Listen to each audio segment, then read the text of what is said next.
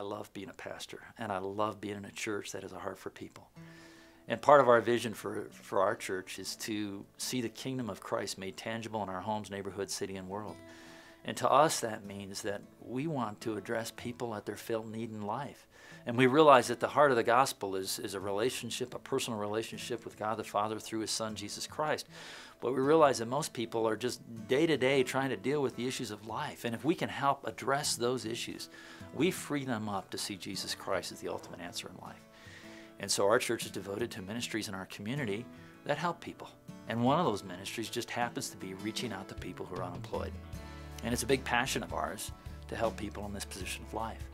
And one of the things that I've noticed with men, and particularly with men who are unemployed, but I think this is true of women as well, but for so many of us as men, our identity is so wrapped up in what we do that my perception is that when a man loses his job, so much of the time his sense of value and worth just goes in the tank.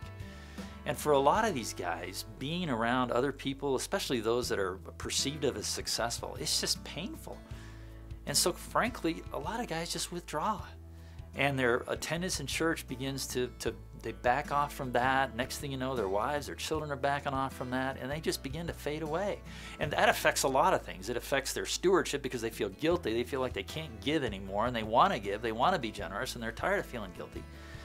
And so for a lot of guys, there just tends to be this kind of withdrawal thing that begins to happen in their lives. The fact is, they're walking a very familiar road. And I think if we can come alongside of these individuals and help them understand that and encourage them and not dump more guilt on them, but just walk with them through this, can have a powerful and redemptive course in their lives and lead them back to a wholeness, not only emotionally, not only relationally with their spouses, but also a kind of wholeness with God.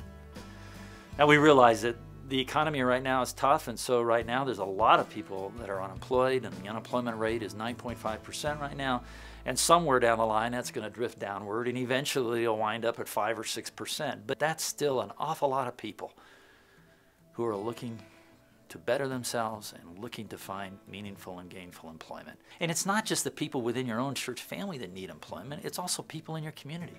And my challenge to a pastor would be to look out at your community and to realize how having a workshop could really be a tremendous way to bless your community and to help the kingdom of Christ become tangible in your home, neighborhood, city, and world. You know, a lot of pastors were like me. A lot of pastors have been devoted to their churches, and they have been in pastoral ministry for a lot of years. And 10 years ago, this would not have even been on my radar screen.